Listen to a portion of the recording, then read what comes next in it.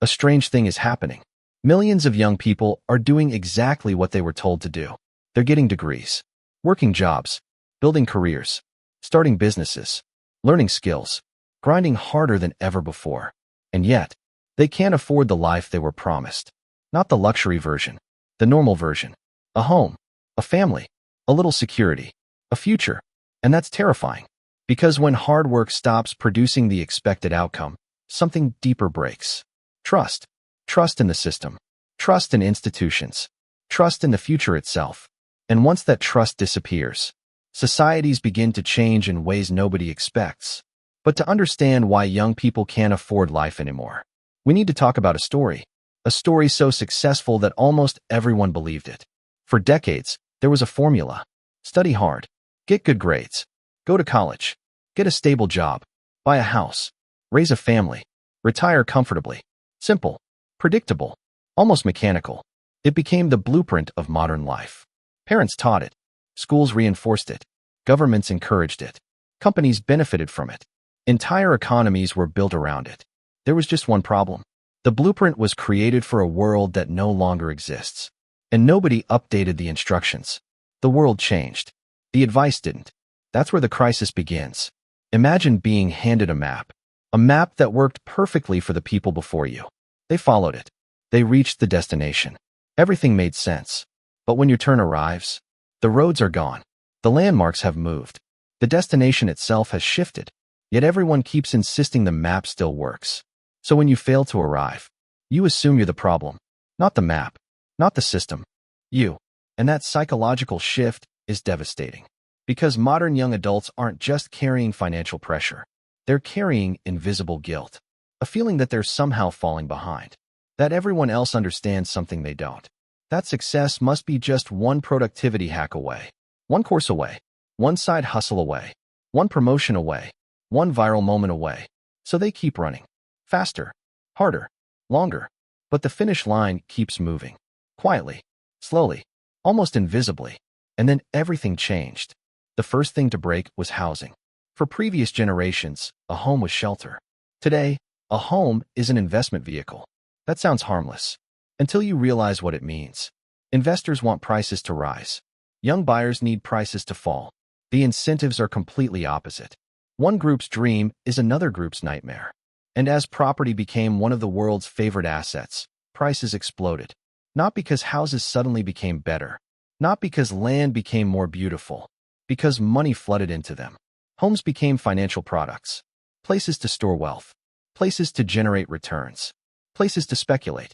And somewhere along the way, the purpose of housing quietly changed. Shelter became secondary. Returns became primary. The result? Young people now spend years trying to buy something their parents often bought in a fraction of the time. But housing was only the beginning. Education followed. Once upon a time, a degree was an advantage. Then more people got degrees. Then even more. Eventually, what was once a competitive edge became a basic requirement. The value remained. The price exploded. Think about that. People were told education was the solution. So millions borrowed enormous amounts of money to obtain it. Only to enter a labor market where the reward became increasingly uncertain. For many, debt arrived before wealth ever had a chance. And debt changes people. Not immediately. Psychologically, debt creates caution, stress, anxiety, risk aversion. Every decision becomes filtered through financial survival. Every opportunity becomes a calculation. Every dream gets assigned a price tag. Then technology entered the story. And technology promised freedom. Work from anywhere. Build your own brand. Become your own boss. Create your own future.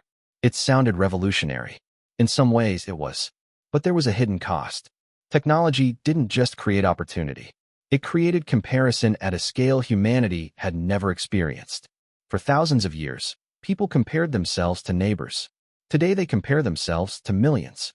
Every single day, a 23-year-old sees a founder selling a company for hundreds of millions.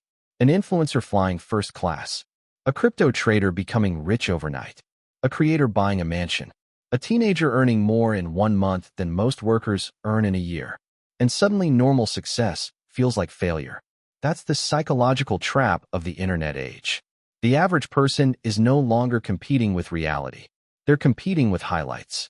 curated victories, filtered lifestyles, manufactured perfection, an endless digital parade of impossible standards. And businesses love this because insecurity is profitable, very profitable. An insecure person buys solutions, products, courses, subscriptions, programs, masterclasses, supplements, luxury goods, experiences. Entire industries are built around the promise of becoming someone else, someone happier, richer, more attractive, more successful. The modern economy discovered something powerful. People don't buy products. They buy hope. And hope sells extremely well, especially when people feel left behind. But perhaps the most disturbing shift happened in silence. For most of modern history, productivity and wages generally grew together. Workers became more productive. Workers earned more money. The relationship wasn't perfect, but it existed. Then something changed. Productivity continued rising. Technology accelerated. Efficiency exploded. Companies became larger, more global, more powerful. Yet many workers felt disconnected from the wealth being created around them. They watched stock markets reach records. Corporate profits soar.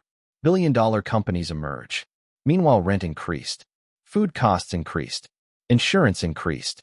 Everything increased, except the feeling of financial security. And that's where the frustration comes from. Not poverty. Disconnection. People see more wealth than any generation before them, yet feel further away from it. Like standing outside a mansion with the lights on. You can see everything. You just can't enter. That emotional gap matters. Because humans can tolerate hardship.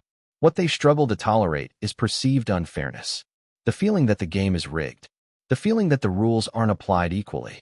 The feeling that no matter how hard they work, they're running on a treadmill controlled by someone else. And once enough people feel that way, culture changes. Politics changes. Society changes. History shows this repeatedly, not through revolutions alone, through disillusionment, the slow erosion of belief. Because economies don't run on money.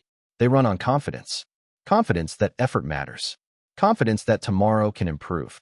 Confidence that sacrifice has meaning. Remove that confidence, and the entire machine begins to wobble. Which brings us to the real question. Can young people actually afford life? Maybe that's the wrong question. Because technically, many still can. They survive. They work. They adapt. They find ways forward. The deeper question is this. Can they afford the version of life they were promised? The version their parents expected? The version society advertised? For millions, the answer feels increasingly uncertain. And uncertainty is dangerous. Not because it destroys economies. Because it destroys imagination. People stop imagining families. Stop imagining homes. Stop imagining futures. They begin optimizing for survival instead. Month to month. Paycheck to paycheck. Decision to decision. And when an entire generation shifts from building tomorrow to surviving today, the consequences last decades.